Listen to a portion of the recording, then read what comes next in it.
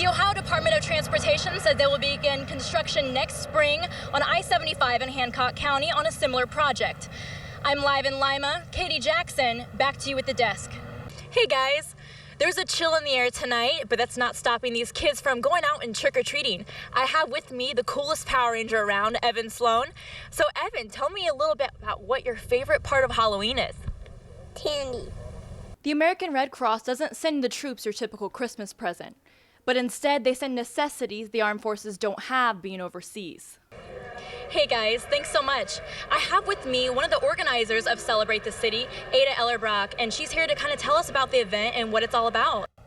According to the Nielsen Company, an estimated 81.4 million people watched Monday night's Clinton-Trump debate, making it the most watched in American history. Thanks, Jeff. Kids at the Auglaize County Fair are getting a feel of what it's like to work on a farm and getting a real-life experience of what it's like to raise livestock.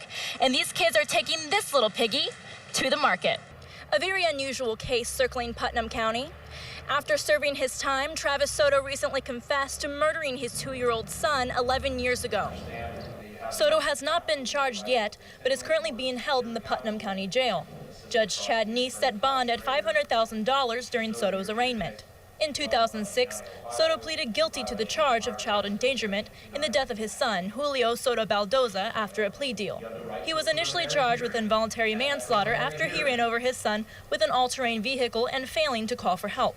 Recently, Soto walked into the Putnam County Sheriff's Office and recanted his previous testimony, then confessed to murder.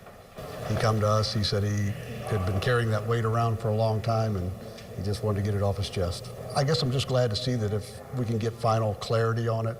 I think even back at the original time, there were questions that we couldn't answer, and we wanted to, we just couldn't get those answers. So now hopefully we can finish answering those questions. Well, ultimately, as you know, there will be a preliminary hearing. After that, if the case is bound over, it will be presented to the grand jury at our next grand jury. They will make a decision whether or not there should be an indictment on these charges. If they conclude that there should be an indictment, then the prosecution will continue in the Court of Common Pleas. Despite the confession, law enforcement officers and the county prosecutor are unsure as to whether any charges will be forthcoming. Soto will be back in court Tuesday, August 2nd for his preliminary hearing. In Ottawa, Caity Jackson, your news now. When we talk about drunk driving, we ultimately think about losing our license, our job, and court fines. But what we're ultimately gambling with is a life.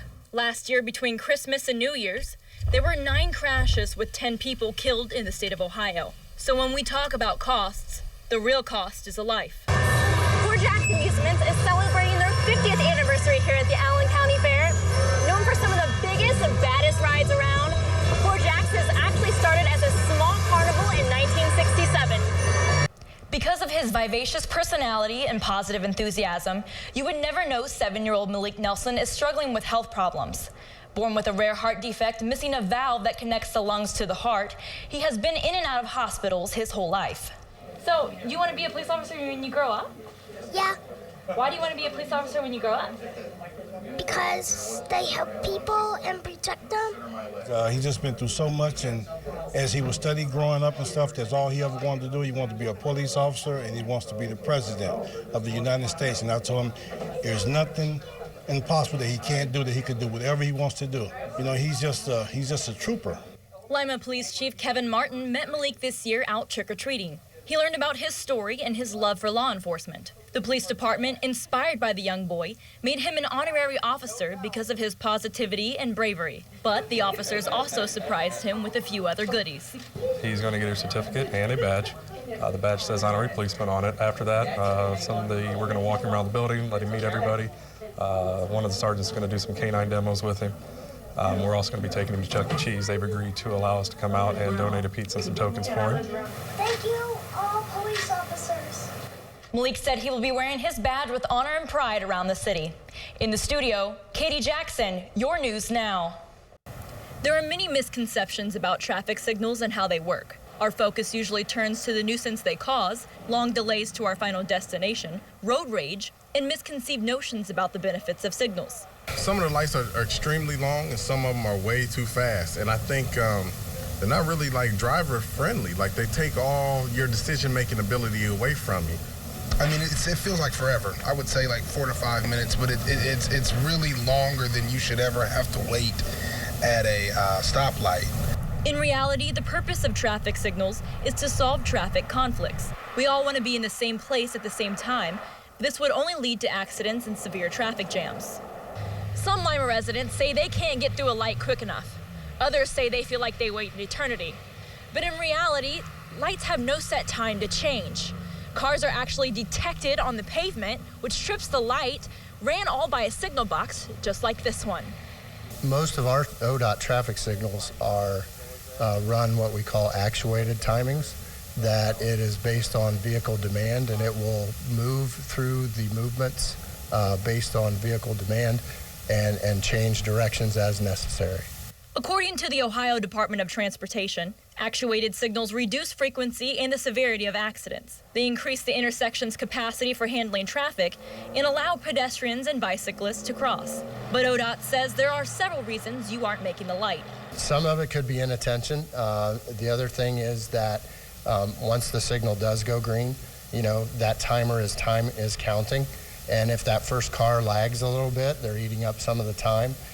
Also, if cars tend to have a lot of space between them, there's a gap there that will actually force the signal to turn and go somewhere else. Just remember, when you're out making your commute, always obey every traffic signal and keep your attention on the road. In Lima, for your News Now, I'm Caity Jackson. Also known as woodchucks or whistle pigs in the South, groundhogs, as we know them, have been a staple of American tradition this time each year. That's right. Punxsutawney Phil saw his shadow this year, which means 6 more weeks of winter. Or does it? Caity Jackson tells us more. In my underground weather lab, I have this stick and this rock. However, my most important piece of weather prediction equipment is my shadow, the shadow nose. Do you believe rodents have the ability to predict the weather? In this case, a groundhog. Since February 2nd of 1887, some people have.